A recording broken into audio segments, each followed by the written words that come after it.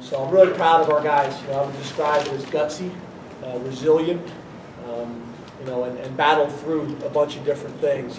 Right now I think we have one offensive lineman playing the position that he played at the beginning of the season, Brian Gaia, and we've got a lot of injuries. I think we're on our fourth and fifth offensive tackle situation right now. We lost Powers today. We lost McGovern today. Got Bates playing tackle, for the first time this week. I'd never really repped it at all since he's been here. And then we had Gonzalez, who hasn't played a whole lot of football. Pretty much, played the whole game with him. So I'm proud of the guys. Nobody panicked. Obviously, thank you. Obviously, the defense played really well with all those turnovers. We weren't able to capitalize on them early on. The fourth down stop was huge, and I thought our special teams were really solid. So we were able to get in at halftime, kind of get the offensive line settled a little bit. They were blitzing almost every play and stemming every play. We didn't make plays on the perimeter early in the game. Either could have thrown better balls or just didn't make plays. In the second half, we were able to do that, and it opened it up.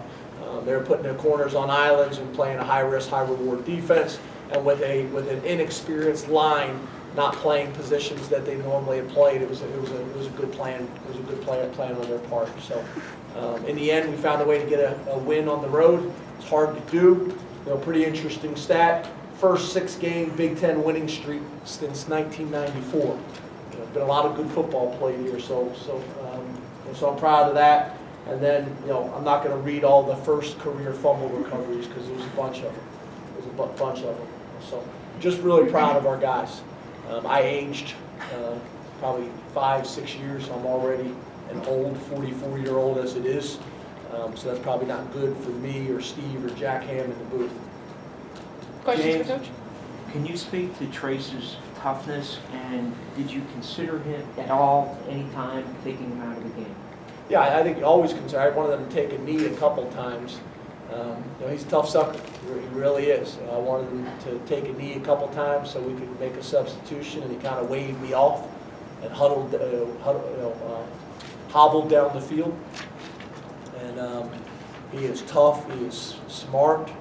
He's resilient. He's a playmaker. The guys believe in him.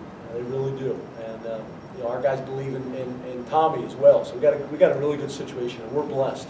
We're blessed to have two quarterbacks that we believe in. What you can't do is, when you're struggling in the run game, is to abort it with a young offensive line and just start throwing it every down. That's the last thing you can do. So I thought Joe did a really nice job of continuing to mix that in. One of the things that we did in the second half is we were running away from the blitz in the first half, and they were slanting the front. And in the second half, we ran into the blitz and fanned the offensive tackle and guard out into that, got a hat on a hat, and now they're slanting away from where we're going. So I thought that helped us.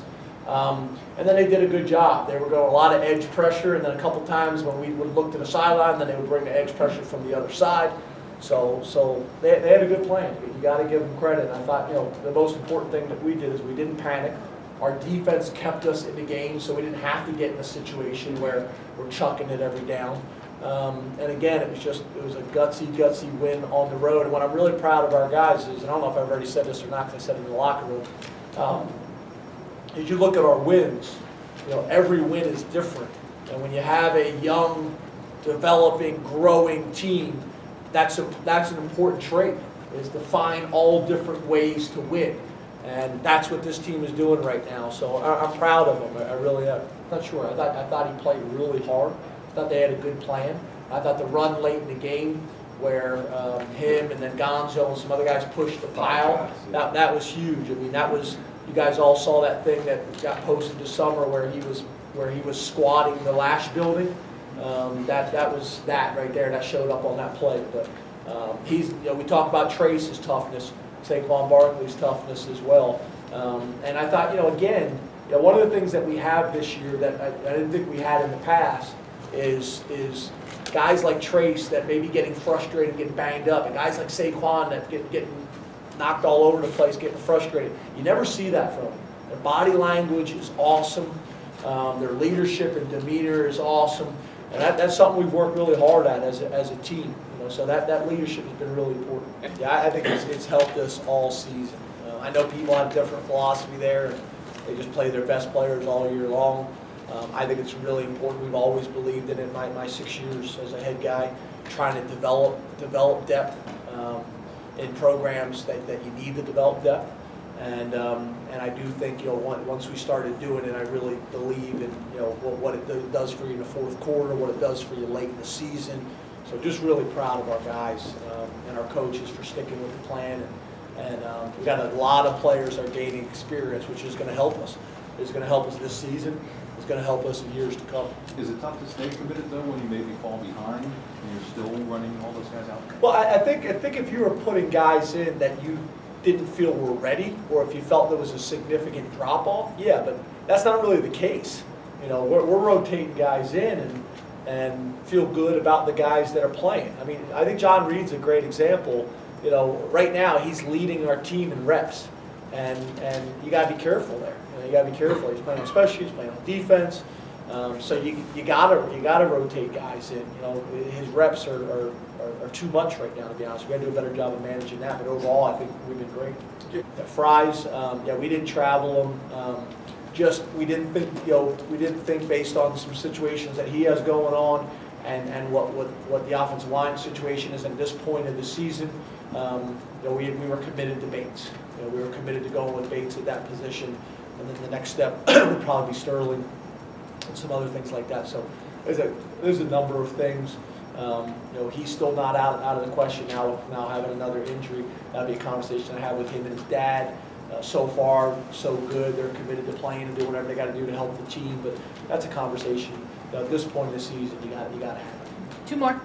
James, how does the offensive line situation now compare to the linebacker situation you had earlier in the season? Similar, very, very, very similar. You know where you go now, starting tomorrow with that group? Yeah, with what we ended with for